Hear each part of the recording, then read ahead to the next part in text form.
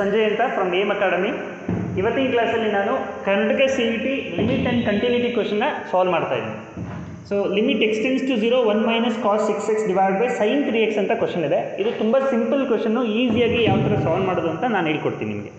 So ಇಲ್ಲೊಂದು trick ಇದೆ, ಈ ಟ್ರಿಕ್ನ ನೀವು ಅಪ್ಲೈ ಮಾಡಿದರೆ ತುಂಬ ಈಸಿಯಾಗಿ ಈ ಕ್ವಶನ್ಗೆ ಆನ್ಸರ್ ಬರುತ್ತೆ. ಸೊ ನೋಡಿ, limit extends to 0 1 minus cos, ಇಲ್ಲಿ 6x ಅನ್ಸಿದೆ, 7x 8x ಯಾವುದಾದ್ರೂ ನಂಬರ್ ಬರಲಿ, ಇಲ್ಲಿಗೆ let's call it is p is some constant. So px ಅಂತ ತೊಗೊಂಡಿದ್ದೀನಿ, ಡಿವೈಡ್ ಬೈ ಎನಿ ಫಂಕ್ಷನ್, ಇದು ಸೈನ್ x ಆಗಿರ್ಬೋದು ಅಥವಾ ಟ್ಯಾನ್ x ಆಗಿರ್ಬೋದು, ಯಾವುದಾದ್ರೂ function except cos and secant function ಬಿಟ್ಟು.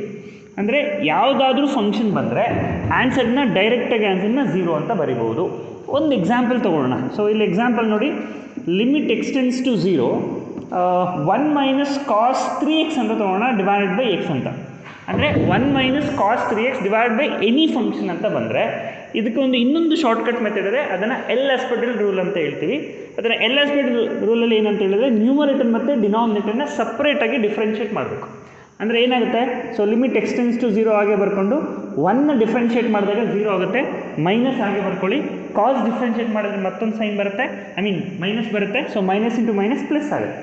ಸೊ ಪ್ಲಸ್ ಆದಮೇಲೆ ಕಾಸ್ ಡಿಫ್ರೆನ್ಷಿಯೇಟ್ ಮಾಡಿದ್ರೆ ಸೈನ್ 3x ಬರುತ್ತೆ, ಚೈನ್ ರೂಲ್ ಯೂಸ್ ಮಾಡಿಕೊಂಡ್ರೆ ಮತ್ತೊಂದು 3 ಬರುತ್ತೆ. So divide by as I told, ಡಿನಾಮಿನೇಟರ್ನ ಡಿಫ್ರೆನ್ಷಿಯೇಟ್ ಮಾಡಿದ್ರೆ 1 ಬರುತ್ತೆ. ಸೊ ಇದರಲ್ಲಿ ಎಕ್ಸ್ಟೆನ್ಸ್ ಟು 0 ಆಗಿರೋದ್ರಿಂದ ಸೈನ್ 3 ಇಂಟು 0 0, ಸೈನ್ 0 ವ್ಯಾಲ್ಯೂ ನಮಗೆ ಗೊತ್ತಾಯಿದೆ 0, 0 ಇಂಟು 3 ಕಂಪ್ಲೀಟಾಗಿ ಆನ್ಸರ್ 0 ಆಗುತ್ತೆ. ಸೊ ನೋಡಿ, ಇಲ್ಲೊಂದು ಎಕ್ಸಾಂಪಲ್, ನೀವು ಯಾವುದೇ ಫಂಕ್ಷನ್ ಈ ಥರ ಪ್ಯಾಟರ್ನ್ ಕ್ವಶನ್ ಬಂದ್ರೂ ಡೈರೆಕ್ಟಾಗಿ ಆನ್ಸರ್ನ 0 ಅಂತ ಬರೀಬೋದು.